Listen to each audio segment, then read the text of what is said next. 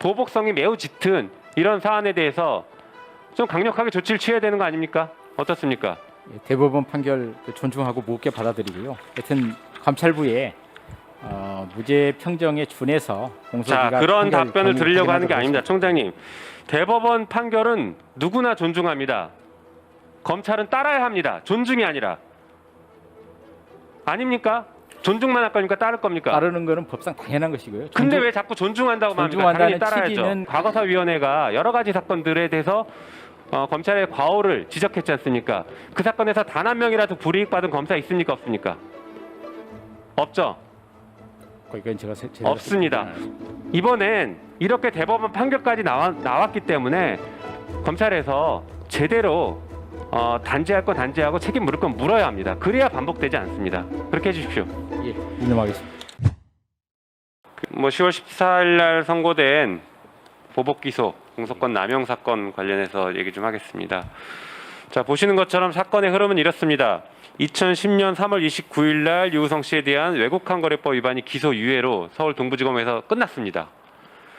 그리고 나서 그 이후에 간첩죄로 기소를 했죠. 그리고 2014년 2월에는 간첩죄 증거 조작이 확인됐습니다. 검찰이 이때 절체절명의 위기에 빠졌죠. 네. 그리고 2014년 3월 20일 날 이 무렵에 이제 중앙지검에 탈북자 단체에서 고발을 합니다.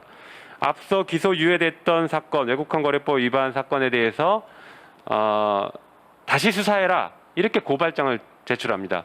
물론 이 고발장도 사실은 두 개로 나눠서 제출해서 정확히는 3월 21일 날 외국환 거래법 위반 고발장이 접수됐고 3월 20일에는 업무방해와 관련된 고발장이 제출됐습니다. 이 고발장이 제출됐는데 방금 말씀드린 것처럼 증거는 기사 하나였습니다.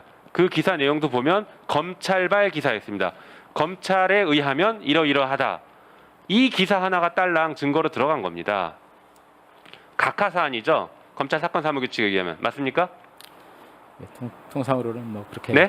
통상으로는 그렇게 처리되는 네. 것으로 알겠습니다. 자, 그렇게 처리해야 되는데 이상하게 2014년 3월 26일 날 중앙지검은 동부지검에 사건을 제기해서 이송해라 이렇게 요청했고 실제 그렇게 이송이 이루어집니다.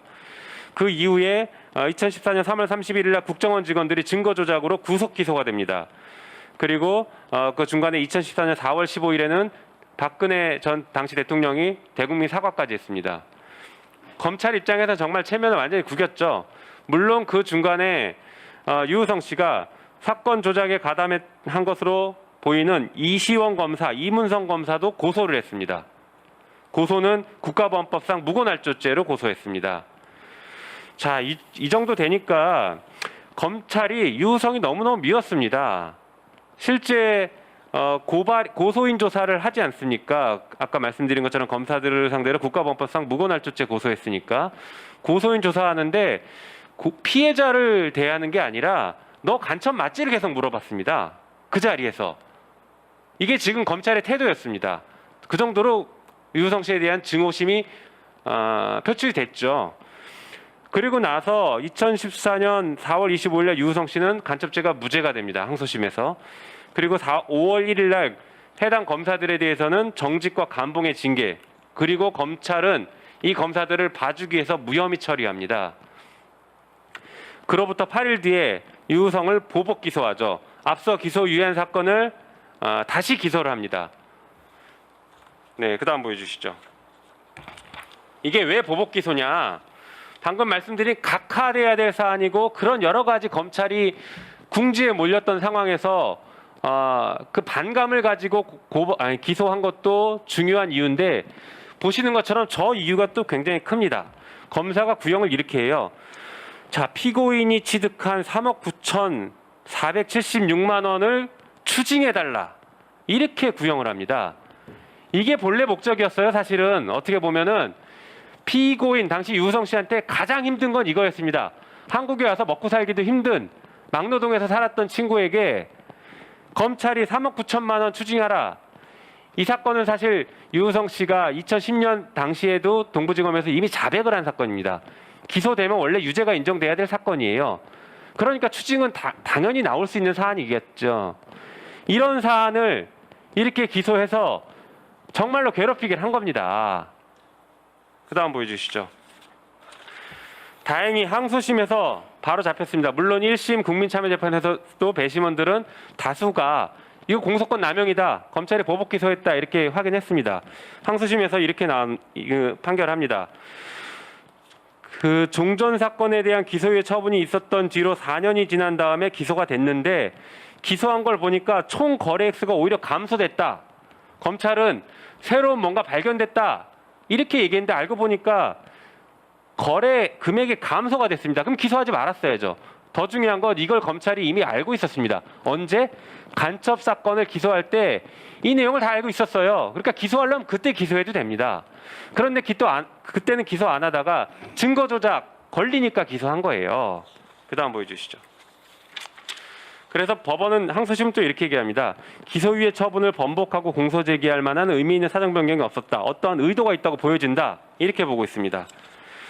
자, 그리고 아시는 것처럼 10월 14일 날 상고심 대법원에서 최종 확정이 됐습니다.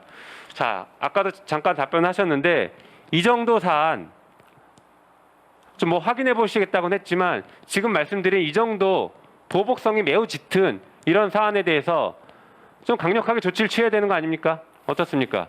예, 대법원 판결 존중하고 무겁게 받아들이고요. 하여튼 감찰부에 무죄 평정에 준해서 공소기각 자, 그런 판결 답변을 드리려고 하는 게 확인하도록 아닙니다. 하겠습니다. 총장님, 대법원 판결은 누구나 존중합니다. 검찰은 따라야 합니다. 존중이 아니라. 아닙니까? 존중만 할 겁니까? 따를 겁니까? 따르는 거는 법상 당연한 것이고요. 근데 왜 자꾸 존중한다고만 합니까? 당연히 존중한다는 따라야죠. 취지는 그 취지를 맞게 일을 하겠다는 게다가 것입니다. 잠깐만 들어보십시오. 이런 게 있었습니다. 그 증거 조작 사건에서 국정원 직원들이 수사가 좁혀오니까 협력자한테 이렇게 안심시켰답니다. 괜찮아. 우리는 걸려도 절대 처벌받지 않아. 라고 했습니다. 실제로 그 협력자는 그래서 증거 조작을 했습니다. 이게 동일한 것입니다. 지난 40년, 50년간 국정원 직원들이 단 한 번도 처벌받지 않아서 간 크게 증거를 조작했는데 검찰 역시 이런 사안에서 단 한 번도 제대로 징계받거나 처벌받지 않았습니다. 총장님 과거에 법무부 차관 하셔서 아시겠지만 검찰 과거사위원회가 여러 가지 사건들에 대해서 검찰의 과오를 지적했지 않습니까? 그 사건에서 단 한 명이라도 불이익 받은 검사 있습니까? 없습니까? 없죠. 이건 제가 제대로 없습니다. 설명을 안 오히려 거기서 피조사 대상이었던 분들이 검사장 승진하고 다 그렇게 또 나름대로 네. 이게 가능합니다. 그러니까 이번엔 이렇게 대법원 판결까지 나왔기 때문에 검찰에서 제대로 단죄할 건 단죄하고 책임 물을 건 물어야 합니다. 그래야 반복되지 않습니다. 그렇게 해주십시오.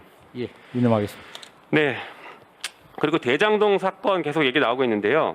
이 사건은 계좌 추적과 자금 흐름 수사가 급합니다. 이게 제대로 되고 있는지 모르겠습니다.